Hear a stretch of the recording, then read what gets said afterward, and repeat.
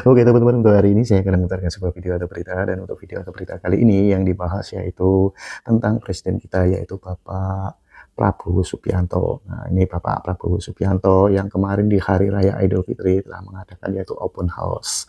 Dan di dalam acaranya ini sangat ramai dan sangat viral sekali dibahas di media-media sosial. Nah, selain Bapak Prabowo Subianto, nah, di sini juga membahas yaitu Bapak Presiden kita yang ke-7 yaitu Bapak Joko Widodo. Nah, ini ada apa ini? Di antara presiden dan mantan presiden ini dibahas. Nah, dan kenapa Bapak Joko Widodo tidak datang di open house-nya Bapak Prabowo di istana? Nah, dan ini juga apa ya, banyak asumsi ya ini ya, di antara pihak kanan dan kiri. Nah, tentu ya ini asumsinya ini banyak perbedaan dan banyak pendapat ini. Dan selain yang dibahas ini, nah ini juga ada yang dibahas yaitu Bung Rocky Gerung. Nah, ini yang kemarin-kemarin sudah minta maaf di Hari Raya Idul Fitri terhadap Presiden Bapak Prabowo Subianto dan juga Bapak Joko Widodo. Nah, dan di sini mulai bereaksi lagi ini dengan statement-statementnya lagi. Nah, inilah, ini di pihak kiri ya, beda sama pihak kanan.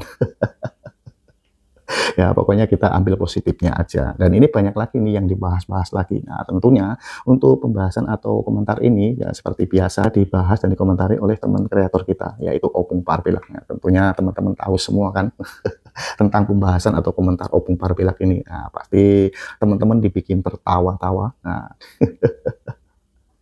oke teman-teman, supaya teman-teman tidak penasaran dengan isi videonya, kita langsung aja kita tonton videonya. Oke, kita langsung aja gas. Kalian curiga nggak kenapa Bapak Joko Widodo tidak mengikuti open house di Istana Negara? Datang sebelah sana otak kosong, lagi musuhan pun. Sebelah sana bilang, ini adalah perpecahan antara Joko Widodo dan Prabowo semakin nampak. Ya, coba bayangkan kalian, ya kan? Oh, ada yang berpendapat lagi, ya? Iya, Joko Widodo kan nggak bukan presiden lagi. Untuk apa lagi dia ikut open house di Istana Negara? Lah, SBY gimana? Tahu nggak kalian? Rocky Gerung berkomentar. Yes. Berkomentar dibilang bahwasanya Joko Widodo mengadakan, ya walaupun judulnya tidak mengadakan open house, tapi menerima tamu lah. Joko Widodo menerima tamu di Solo, Bapak Prabowo menerima tamu di Jakarta. Itu adalah blocking, ya. Blocking itu adalah ya di sini. Mereka ingin melihat siapa yang berpihak kepada Bapak Joko Widodo dan siapa orang-orang yang berpihak kepada Bapak Prabowo. Coba bayangkan kalian. Kemarin baru mengucapkan selamat Hari Raya Idul Fitri. Sekarang sudah ngadu domba. Alah Pak. Sekali pengadu domba tetap pengadu domba. Iya. Aku dari kemarin dia mengucapkan minal aidin wal faizin, mohon maaf lahir dan batin, ini nggak percaya gua sama siapa ini, Rocky Gerung ini. Makanya kalau kalian sempat percaya, jujur aja lo ku bilang, ya kan, terlalu naif hidup kalian. Ibaratkan mobil rusak, ini orang perlu 2 tahun untuk direparasi. 2 tahun. 2 tahun. Karburatornya rusak.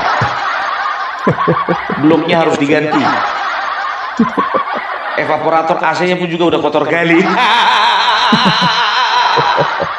Bayangkan kalian mobil apa yang diservis 2 tahun. Lebih bagus dibakar itu, beli yang baru, ya kan? Ada itu pernyataannya Rocky Gerung itu mengatakan bahwasanya ini adalah ini adalah blocking, ya. Mereka ingin mengelompokkan mana yang pro kepada Jokowi, mana yang pro kepada Bapak Prabowo. Gara-gara si Rocky ini berbeli dan aku gak apa ngomong. Aduh, tapi ya udahlah ya, Rocky Gerung ya tetap Rocky Gerung, Refli Harun tetap Refli Harun. Tengok aja Refli Harun sekarang itu, sama kawannya yang agak botak-botak di tengah itu. Siapa lupa namanya itu, karena nggak perlu ku ingat namanya siapa itu. Entah apa-apa aja dibilang. Aduh, percuma kalian itu menjalankan Hari Raya Idul Fitri, tapi semua kalian jelek-jelekkan. Maunya jujur aja lo ku bilangnya, maunya tiap hari lo bulan puasa, ya kan? Biar jangan ada menjelek-jelekan, tapi percuma juga lihat aja Amin Rais. begini, ya begini. Aku pun juga sudah mulai curiga. Kenapa Bapak Joko Widodo ya tidak menghadiri acara open house yang ada di Istana Negara? Jadi kalau aku ambil kebalikannya dari persepsinya si siapa namanya si Rocky Gerung ya. Jadi betul itu sebetulnya ya, mereka itu sepertinya sengaja. Bukannya nggak bisa ya. Kita sudah lihat dalam berbagai kesempatan ya, partai apapun ya, baik Gerindra, PAN, Demokrat, Golkar itu sangat masih menghargai Bapak Joko Widodo, kecuali yang merah satu itu. Ya kan? Ya udah tahu sendiri lah kita ya kan. Pengkhianat. Ya, jadi semua partai itu selalu mengundang Bapak Joko Widodo, apalagi Bapak Prabowo ya. Bapak Prabowo sangat mustahil tidak mengundang Bapak Joko Widodo. Nah, sinyal inilah yang ditangkap si Rocky Gareng dari dulu. Rocky Garong ini begitu, ya kan, dari dulu kan selalu persepsinya bahwasanya dia ingin memframing bahwasanya Bapak Joko Widodo sedang pecah kongsi sama Bapak Prabowo. Bapak Joko Widodo ternyata tidak sejalan lagi dengan Bapak Prabowo. Ya? Bapak Prabowo mencoret beberapa PSN, dia katakan apa? Mereka katakan bahwasanya Bapak Prabowo sudah tidak percaya lagi dan tidak mau lagi melanjutkan program-program Bapak Jokowi, kan begitu kan? Tapi aku begitu heran ya. Takjub gitu loh. Kenapa sih masih ada orang yang percaya dengan omongannya Rocky Gerung? Kalau masalah pintar cuma di lidahnya itu pintar. Serius. Ya. Di Indonesia ini kita tidak kekurangan orang yang pintar bersilat lidah. Setiap yang namanya pengantin baru nggak usah diajarin, langsung pintar itu bersilat lidah. Kok lari kok ke pengantin baru? Orang Indonesia ini kan selalu diberikan analogi yang sederhana supaya cepat mengerti. Nggak perlu jadi S1 atau S2 ahli tata negara untuk menjadi seperti seorang Rocky Gerung. Nggak perlu. Beli aja kamus bahasa Inggris, kamus bahasa Spanyol, dan kamus bahasa Portugal. Ya, apa itu korupsi? Cari bahasa Portugalnya. Apa itu reklamasi? Cari bahasa Spanyolnya. Apa itu itikat baik? Cari bahasa Yunaninya. Itu aja dipakai-pakai. Iya kan? Karena kita nggak pernah tertarik dengan bahasa-bahasa seperti itu. Oh, kita kira apa namanya, dia itu pandai. Ya kan begitu? Bahasanya aja dilain-lainkan itu. Dia kan sering mengutip menurut si Anu, menurut si ini, menurut seorang sejarah dari Belgia. Ya kita mana tahu, tapi betul enggak itu nama orang yang disebutkannya itu. Iya kan begitu kan? Ya, jadi memang betul ya. Kalau Bapak Prabowo sama Bapak Joko Widodo itu, ya tahu enggak kalian ya, mereka itu tidak mau ya kehilangan momen ya, bagaimana mereka itu harus tetap menjadi pusat perhatian dari rakyat Indonesia. Harus gitu loh, dan mereka harus menunjukkan ya kepada lawan politik mereka. Ku bilang bukan lawan-lawan politik karena cuma satu lawannya. Lawan politik yang harus ditenggelamkan. Ya, mereka harus menunjukkan kepada lawan politik mereka bahwasanya ya mereka itu kuat gitu loh. Mereka itu tetap bertahan. Coba bayangkan kalian ya. Makanya ya, kita bisa lihat ya bagaimana Bapak Prabowo menerima tamu di sana rame, kan begitu. Bapak Jokowi di sana rame, kan bisa dikatakan ya mereka itu menjadi pusat perhatian. Supaya apa? Supaya jangan sedikit pun atau jangan sekalipun pandangan dari publik itu beralih dari mereka. Bisa aja Bapak Jokowi contohnya ke Istana Negara, tapi kan di Solo kosong. Iya kan? Nggak apa-apa sebetulnya Pung. Kemanapun Bapak Joko Widodo, yang penting kami bisa foto-foto kami di depan rumahnya. Betul. Betul. Tapi alangkah indahnya ya ketika seorang Bapak Joko Widodo stay di tempat. Karena apa? Ya, karena beliau harus mendata kira-kira ya ini ingat ini ya. Jujur aku bilang sama kalian, ini mungkin sering luput ini dari perhatian. Kira-kira ya, apakah timnya Bapak Jokowi tidak mencatat berapa banyak orang yang berkunjung setiap hari? Kalau aku yakin ya mereka punya statistik. Hari ini ada 200, besok ada 400, besoknya ada 500, besoknya 450, besoknya ada 315. Semua ya itu ditulis, ya bisa dipastikan jarang-jarang itu yang mau datang 2 kali. Kalaupun ada mungkin itu yang memang betul-betul banyaklah waktunya itu. Atau jadi apa? Jadi guide. Jadi guide. Itu dia. Jadi itu menjadi apa ya? Yakinlah. Kalau aku kayaknya nggak yakin kalau misalnya mereka itu nggak mencatat. Ya, itu semua mereka catat. Jadi istilahnya mereka itu bisa mengukur kekuatan kan begitu. Dan mereka juga catat berapa pejabat-pejabat dan orang penting yang datang ke Solo. Dan sekarang biar tahu kalian, pusat perhatian ya politik di Indonesia ini ternyata ada 2, di Jakarta dan di Solo. Itu dia bekas kandang banteng itu, Wak. Ternyata kandang banteng diobrak-abrik sama tukang kayu. Ya, secara politik Bapak Joko Widodo tidak akan pernah menyia-nyiakan kesempatan ya. Coba bayangkan kalian ya, Bapak Joko Widodo tidak mengadakan open house. Ingat itu, tidak mengadakan open house, tapi orang semuanya berdatangan. Berdatangan. Tapi sementara lihat di kediamannya Megawati sampai dia tulis, di sini tidak ada open house karena dia tahu sebetulnya memang gak ada orang yang datang. Iya Pung, tapi pejabat-pejabat pada datang semua. Ya ada Sri Mulyani, ada Budi Sadikin Gunawan, dan juga ada beberapa pejabat lainnya seperti Bapak Basuki Hadi Mulyono. Ya memang betul datang ke rumah Ibu Megawati. Tapi kan mereka kan datang juga ke rumah Bapak Jokowi.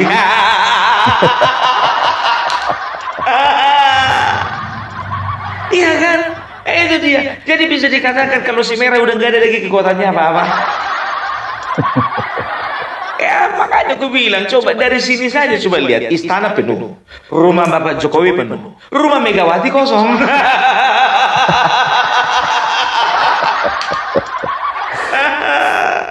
Aduh, Tengku Umar gimana ceritanya? Kosong.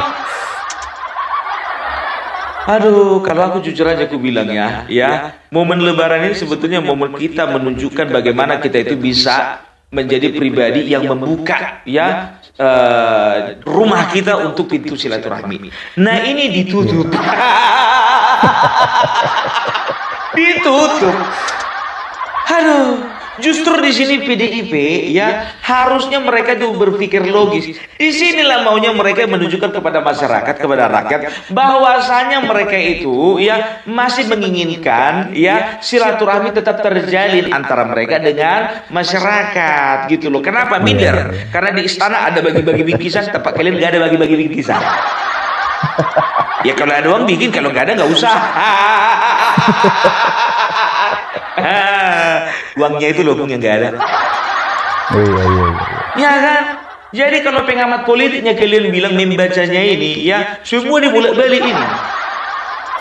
Ya berapa kali Rocky Garong ya selalu mengatakan bahwasanya Joko Widodo sama Bapak Prabowo pecah. Baru minta maaf kemarin hari raya Idul Fitri, udah langsung memframing yang enggak. Dan 2 kemungkinan ya, ini menurut Oppo Parbella. Ada kemungkinan kalau bicara tentang partai baru, ya partai baru besutannya Bapak Jokowi. Yang pertama kemungkinan besar mereka akan bikin partai baru. Tapi ada tapinya, ya partai ini dipastikan bukan sebagai partai tandingan atau partai musuh dari partai-partai yang ada di dalam KIP, kan begitu ya, bisa dikatakan mereka ini partai sahabat, kan begitu, sahabat dari Gerindra, sahabat dari PAN, sahabat dari Demokrat dan yang lain sebagainya, ya kan begitu ya. Terus sekarang begini Pung, masanya ini dari mana? Kalau kalian tanya masanya dari mana, yang pertama adalah golongan orang yang tadinya nggak peduli dengan politik, tiba-tiba karena Bapak Joko Widodo membuat sebuah partai politik, ya maka golongan ini masuk ke dalam. Kau dari mana tahu, Bung? Observasi, observasi ya. Berapa banyak orang profesional ya, baik itu pengacara, baik itu dokter dan juga orang berpangkat yang tadinya mereka tidak aktif di dunia politik, mereka katakan sama Bung Parbela, Bung, kalau misalnya Bapak Joko Widodo memang betul-betul buka partai, saya mau jadi bagian dari partai Bapak Joko Widodo. Itu yang pertama. Baru golongan yang kedua. Golongan yang kedua ya mungkin ya, kalau di daerah-daerah ini kan sebetulnya yang dipilihkan bukan partai, caleg, iya toh, kan begitu. Nah, nanti kemungkinan besar caleg potensial ya, yang mungkin dia tidak dipakai lagi, contohnya di PAN ya, yang mungkin nggak tertarik lagi mencalonkan diri di di P3, yang nggak tertarik lagi mencalonkan diri di Demokrat, atau ada permasalahan dengan pengurus-pengurus partai. Nah, itulah yang bisa masuk ke kolam barunya Bapak Jokowi. Nah, ya bisa dikatakan ya. Sekarang begini, kalau memang betul-betul potensial, justru itu bisa meraup suara. Masuk akal nggak? Masuk akal. Yang terakhir, tahu kalian dari golongan mana? Dari golongan ya simpatisan atau bahkan mungkin kader-kader PDIP yang sudah muak melihat kelakuan orang-orang di PDIP, elit PDIP. Nah, mereka lah yang akan loncat bersama-sama secara beramai-ramai ke kolam barunya Bapak Joko Widodo. Terlalu lemah, Pung, opinimu itu. Kenapa terlalu lemah? Ya, kita tahu bagaimana PDIP itu sebetulnya banyak orang, banyak kader, banyak simpatisan PDIP yang kemarin ikut PDIP oleh karena Bapak Joko Widodo. Dan bisa dipastikan, justru golongan orang inilah yang paling banyak. Nah, itu dia. Ada lagi sebetulnya tambahan. Siapa, Pung? Dari relawan. Percaya nggak kalian? Iya. Kok situ kali pemikiranmu? Ya, kayak bocor halus. Ada A1. Coba perhatikan kalian dulu dari gelagatnya Bapak Joko Widodo ya. Media semua sekarang berusaha untuk menyorot dia. Karena apa? Memang itu sengaja dia itu disorot supaya apa? Supaya beliau ya itu menjadi kekuatan baru dari perpolitikan Indonesia. Kalau kemarin kan dia kuat secara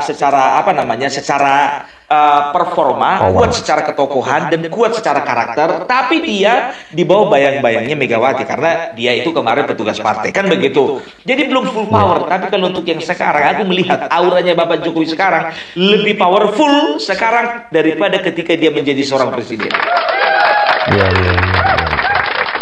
Nah, yang jadi pertanyaannya, apakah Bapak Joko Widodo akan membuat partai baru atau beliau akan bergabung pada partai yang sudah ada ya, mungkin PSI lah ya, kita nggak tahu, atau ya akan menjadi di margin, mungkin ada beberapa partai-partai kecil ya, kayaknya ke arahnya ke situ loh ya, ada partai-partai kecil yang kemungkinan besar untuk kedepannya mungkin mereka ini pesimis ya akan bisa mendapat suara di parlemen ya, mungkin inilah kesempatan mereka untuk bergabung supaya apa? Supaya mereka juga bisa berkiprah di dalam partai super TBK ini.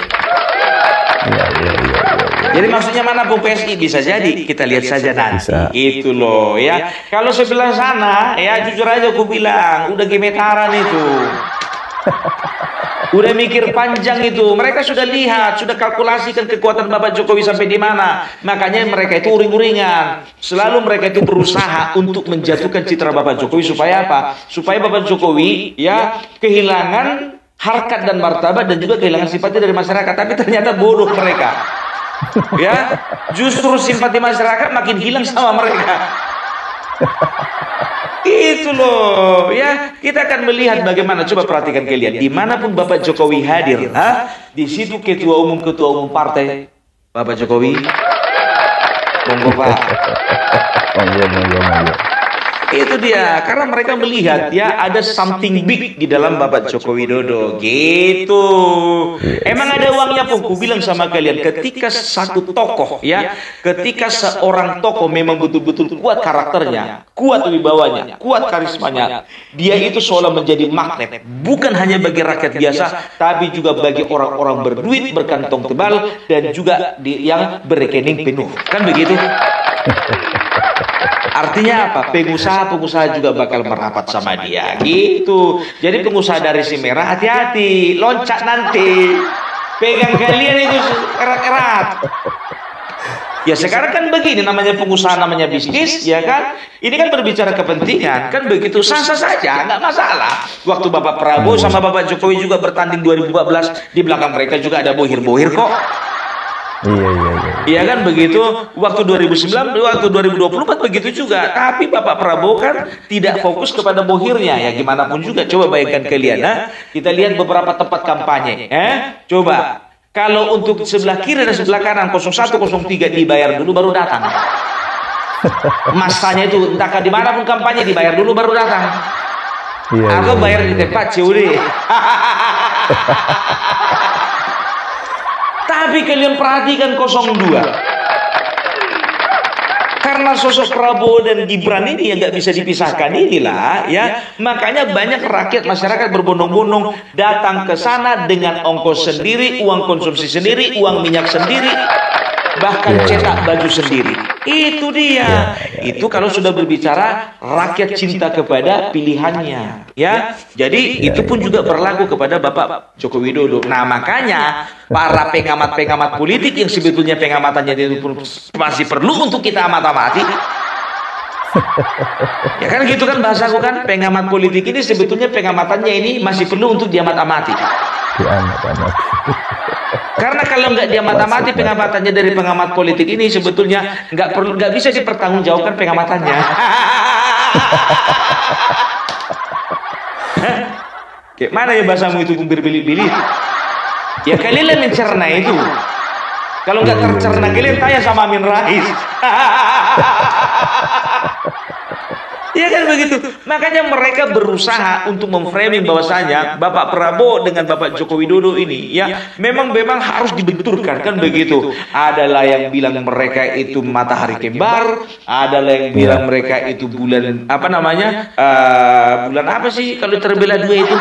Bulan separuh, bulan separuh. Bulan terbelah dua.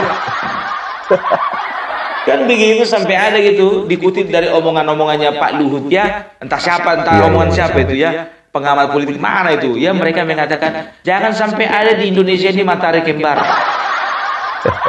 Ku bilang sama kalian ya, ku bilang sama kalian, sedangkan satu matahari aja sudah terang, apalagi dua. Kan begitu, banyak kok di negara-negara lain itu ya punya matahari kembar. Loh, siapa itu Bung? Coba kalian perhatikan ya, negara kerajaan ya, ada raja dan juga ada perdana menteri. Ya itu kan di kerajaan Bung, bukan di negara apa, negara republik. Ya, itu kan cuma masalah teknis. Kan begitu. Satu-satunya negara yang nggak boleh ada matahari kembar cuman Korea Utara. Begitu muncul matahari kembar di dor. Jadi gelap mataharinya yang satu lagi. Ya, jadi gitu. Jadi itu dia. Jangan mau kalian dibodoh-bodohi sama omongannya si Rocky Gerung itu. Bahwasanya ini adalah blocking. Ya, Prabowo ingin melihat siapa yang benar-benar setia kepada dia dan siapa yang mengarahkan perhatiannya kepada Joko Widodo. Nggak bisa dilaga begitu. Masih ingat bahwa 16 menteri daripada Bapak Jokowi itu langsung ditransfer ke kabinet Bapak Prabowo. Orang Bapak Joko Widodo ya orangnya Bapak Prabowo, orang Bapak Prabowo pasti orang Bapak Joko Widodo. Ya, makanya menteri-menteri 16 tadi itu, ya walaupun sampai sekarang pun juga masih dipertanyakan pergerakannya. Aku jujur aja lo bilang ya Bapak Prabowo, tolong dulu dievaluasi ulang dulu itu menteri-menteri. Bukan cuma yang 16 itu, coba dulu menteri pariwisata gimana ya? Ku tengok menteri yang agak lumayan apa namanya itu terobosannya itu kok cuma menteri pertanian. Pak tolong dulu dievaluasi dulu menteri ESDM Pak. Ya kan? Setelah itu Pak menteri kelautan dan perikanan. Coba diurus dulu Pak kelautan dan perikanan yang di daerah timur itu ya, supaya apa? Supaya bisa hasilnya maksimal. Gitu loh. Dan supaya apa? Dan tolong dulu ya, jadikan beberapa PSN ya di negara-negara yang potensial perikanannya ya, bikin di sana itu ya pelabuhan-pelabuhan nasional ya. Apa namanya itu kalau yang kayak di Jembrana kalau nggak salah itu ada salah satu PSN yang di Bali ya. Apa namanya pusat perikanan nasional atau pusat apa pokoknya yang seperti itulah ya, aku lupa aku. Inilah kalau misalnya aku bikin materi ini dadakan.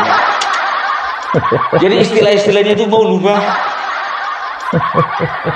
Ya lebih bagus mengaku daripada bodoh sama sekali kan. Iya. Kan begitu. Ya itu dia yang nampak sekarang kerjanya itu menteri apa namanya pertanian. Tolong dulu Pak, bagaimana itu Menteri Perdagangan, setelah itu Menpora, ya, setelah itu juga Menteri apa namanya itu Menteri Desa, kan begitu Pak. Bukannya kami nggak senang mereka dipilih Pak, tapi tolonglah dulu, gas dulu kinerjanya itu Pak. Iya. Ya maaf, saya bukan orang partai Pak, makanya saya perlu bersuara. Kalau saya orang PAN nggak mungkin saya protes Pak Menteri Desa itu, karena itu kan wakil ketua bukan Pak. Nggak mungkin juga saya protes tentang si Bahlil Pak, ya kan? Kalau masalah ijazahnya itu Pak nggak urusanku itu. Itu dia, tolong dulu dimaksimalkan. Bapak Prabowo sudah menunjukkan bagaimana apa namanya memaksimalkan pekerjaannya di dalam 100 hari, bahkan 150 hari sekarang. Nah, menteri-menterinya kayak mana ini? Maaf ya Pak, maaf masih agak terkesan memble. Kok kayak gitu kok ngomong Pun? Kau berarti menyerang pemerintahan, bukan menyerang pemerintahan. Justru di sini Opung Parbelang bersuara supaya apa? Supaya kerjanya itu lebih giat lagi. Kan begitu ya. Kalau menyerang itu Pak ada kata-kata bajingan tolol Pak. Itu namanya menyerang. Keluar lagi. Ada kata-kata apa namanya City of Ghost, kota hantu. Bahasanya Amin Rais. Iya. Oligarki, bahasanya Said Didu. Kebobrokan hukum, bahasanya Abraham Samad. Ya kan? Kan begitu kan? Jadi ya udahlah ya. Jadi kalau untuk menteri-menteri ya tolong dikoreksi dulu pekerjaannya. Gitu. Masa minyak goreng bisa 1 kilo bisa berkurang 3 ons. Berapa itu 1 liter ya? 1 liter tapi isinya 700 mililiter ya. 800. Mana nih Menteri Perdagangan ini? Tolonglah ya kan, janganlah apa namanya dimain-mainkan kepercayaan itu ya kan. Itu dia ya, memang betul lah sebetulnya apa namanya kalau ku bilang sih sebetulnya menterinya Bapak Prabowo ini terlalu gemuk. Agak diramping dikit nggak bisa Pak. Banyak kali wamennya. Kemarin itu aku setuju sih, tapi makin kesini makin kayak mana ya ini? Makin banyak orangnya, makin nggak ada kerjanya. Coba kan biasa kalau kayak gitu gotong royong kan? Kalau gotong royong contohnya di lingkungan kita, gotong royong misalnya disuruh Pak RT yang bawa alat dari 50 orang yang gotong royong yang bawa alat paling cuma 8 orang. Yang lainnya berdiri-berdiri sana. Yang sebelah sana cuma pura-pura nyabutin rumput. Yang sebelah sana cuma ngintip-ngintip konsumsi.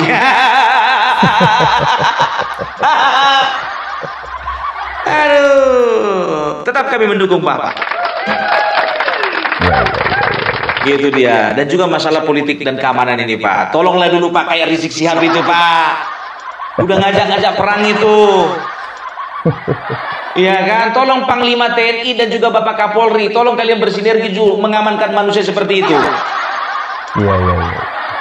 Kementerian Agama bagaimana ini? Kok masih bisa sih orang-orang model seperti itu diizinkan untuk berdakwah? Gimana sih? Gimana itu Pak? Aduh, tolonglah dulu Pak Firza Hussein, gimana udah selesai belum? Tolong dulu selesaikan masalah Firza Hussein dulu, baru bisa dia dakwah. Iya. Aku kira setelah keluar dari penjara dia tobat. Tahu nggak kalian kemarin 2023 atau 2024 keluar dia dari penjara langsung ngajak perang. Tolong diusut tuntas masalah di kilometer 50 katanya. Kalau nggak perang gitu. Terus ngajak perang nggak jadi-jadi. Ayo perang yuk, nggak jadi.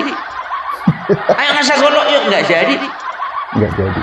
Nah, ini orang-orang kayak gini sangat meresahkan ini Pak, iya kan? Bapak tahu nggak Pak? Jujur aja aku bilang, organisasinya dilarang kemarin itu ya, sudah dibubarkan, organisasinya itu dinyatakan terlarang. Tapi dia buka lagi organisasi yang sama dengan nama yang berbeda, sama doang itu Pak.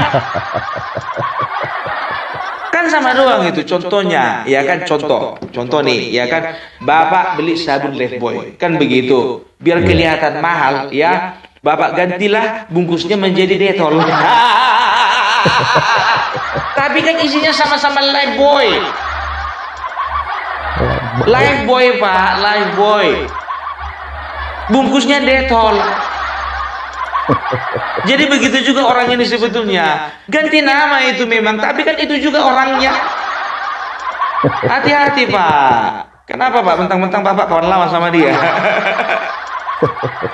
Aduh, tolonglah dulu ya, kayak itu dia diamankan lah, ya kan. Aku nggak berbicara dari segi agama ya, tapi provokatifnya apa namanya si Rizik ininya, ini susah ini untuk diterima di negara manapun. Makanya aku bilang kalau memang dia punya keahlian berperang, ya kan, tunjukkanlah, ya bikin pasukan di daerah Afghanistan, bikin pasukan di daerah Palestina, bikin pasukan di daerah Irak, kan begitu, berjihad dia di sana.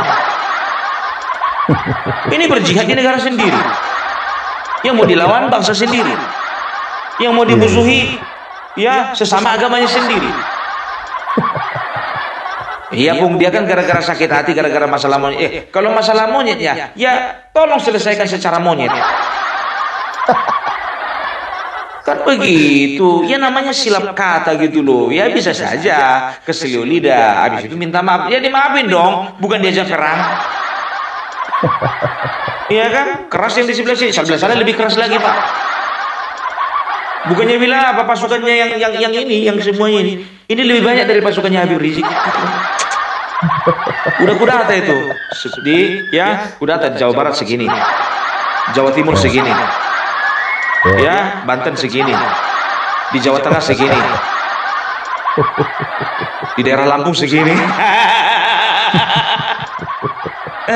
Nggak bisa dipandang sebelah mata juga itu Pak. Gitu dia ya, tapi ya itulah dia ya.